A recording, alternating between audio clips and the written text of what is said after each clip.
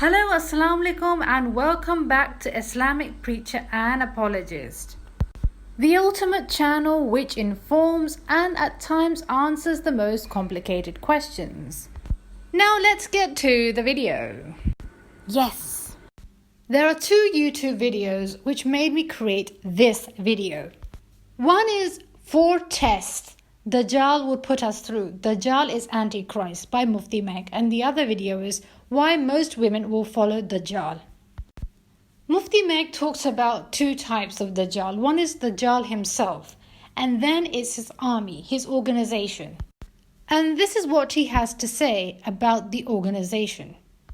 Anything at any time that is connected to any one of the tests that we have been taught that Dajjal will bring forth is also part and parcel of his force.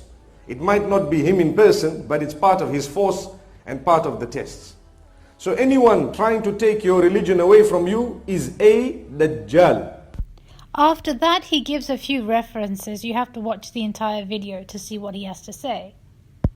There are, of course, Islamic critics. And there are, of course, our own desires, worldly desires. I would like you to think of a coffee table. And it's highly preferable if you imagine the one that's in your house. And imagine 2 things on top of the table. One is the Holy Quran, and the other is lumps of money. And you're given one go, one shot to pick up what you want. After that, you don't get a second chance. If your iman is weak, then you're going to pick up money, worldly desires, in one shot. And if your iman is strong, then in that shot you're going to pick up the Holy Quran. And if you're super intelligent, you would use both your hands and pick up both. And now you're going to ask me how. If you're going to pick up the money bundle from both your hands, you're only going to pick up wealth from this world. But if you use both your hands, from your right hand pick up the Holy Quran, and your left hand you can pick up wealth. You can pick up the Quran from your right hand and money from your left. Greedy people will use both hands to pick this up. If you use only one hand to pick up money, then you only get to pick up a limited amount, but that would be enough to balance both. Apostate is the most disastrous Islamic critic, especially for women. He makes Islam seem like it's extremely depressing, and that there is no way you could be happy if you're a woman. Women who remove hair from their faces, women who separate their teeth in order to look beautiful, and in general, women who change their natural appearance. Isn't it insane? Muslim women who are afraid of removing hair from their faces because they are afraid of the curse of Allah shouldn't be afraid. They should remove Islam from their lives instead and be happy. Seriously, what the hell? The reality is that he wants you to go to hell. I have noticed that women that go after trend are never happy and never satisfied. They're always going up for trends. They want a collection for everything. And they're always about updating their shoes, updating their look, updating themselves. Even the latest hijabi woman I know cannot live without having her eyebrows done. Only because the world is so used to seeing neat and clean eyebrows that they find it odd to not have them tidy. So they want to fit in. But the biggest fear is that, how far would this word fit in go?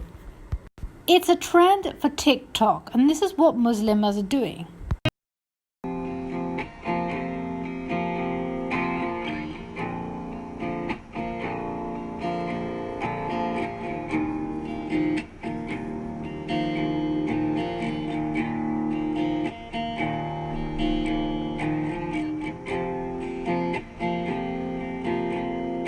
The question is, how far would the Hunger Games society go to accomplish what it is that they want? When I say pick up both from both the hands, I don't mean play hypocrite. I mean pick up both from both the hands, but one should not affect the other in any way. Sometimes some people just don't know how to do it, how to balance both of them, and that becomes a major problem. It is much better to not wear the niqab, mean face covering, just the hijab, but didn't behave like that.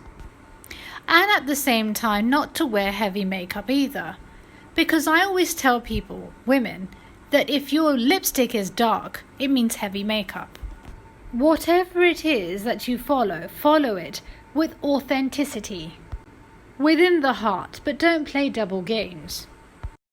The burqa is nowhere mentioned in the Holy Quran. What Islam does prioritize is to wear loose clothing, not tight-fitting. I always wear loose clothing, one size above my original size. For example, if I happen to be a size 8, I would wear size 10 clothing. If I'm a size 10, I would wear size 12, and so on. A shirt dress like this one is very decent and is not emphasizing the curves. If you prefer to wear the hijab like this instead, then you definitely need to focus on what your clothing is like. If you choose to wear leggings, then your top must be longer than that. I would suggest knee length. If you're wearing something short, like a short top, then something like this or like that. You can fit into this world without cancelling the other. You just should know how to do it. I mean, for example, here the hijab length is fairly short. Either the hijab should have been a little longer or the top a little bit more loose. These things begin to matter when religion is for real. You see, there are different levels of heaven and hellfire. The worst place is that of a hypocrite. The one who outwardly follows religion, but there's nothing inside. In that case, it's better you don't follow anything at all. In that case where you think you're going to do whatever it is that you want, then better not follow religion. I see women carry on as they wish. Better not do it at all, rather than pretend. The next YouTube video that I was talking about is why most women will follow Dajjal. In order to answer this question, I have to refer to the video, Muhammad's Curses. Dajjal isn't just lying people, but it's also deceiving and lying products and services. So now I will talk about women's makeup. Here is an image of a 24-hour Color Stay Super Stay lipstick. But such a thing doesn't exist, especially if you've had a meal, particularly Asian or Indian food. And since they know that, they have made this claim. If you choose to wear false eyelashes, a false wig, then you are deceiving the opposite gender, is it not? An apostate wants women to deceive and go to hell. Because there are so many fake items for women in the market, such as wigs, fake eyelashes, implants, high heels to make themselves look tall, they will become a visual lie. Then there are, of course, Islamic critics who would use fabricated hadith just so that you begin to hate Prophet Muhammad sallallahu alaihi wasallam. Do they ever give you a balanced review? Whereas proper Islamic channels will give you Islamic information, but with explanation. And when do you deny an explanation is when you don't want to work for it. And so the only reply you're going to say is you're doing taqiyya, without knowing its meaning, of course. But I would like to ask the women, what type of authentic love could they obtain by being fake? And women near the end of time, they will be buying into this falseness, this Hunger Games society, and they will forget who they really are and why they're here in this world. The only solution is keep true to your religion, no slander, no backbiting, and true honesty. Memorize the 10 verses of Surat Al-Kahf, the cave. Your heart will not be open to the fitan of Dajjal. May Allah protect our faith. Ameen. If you like this video, don't forget to subscribe. Take care and goodbye.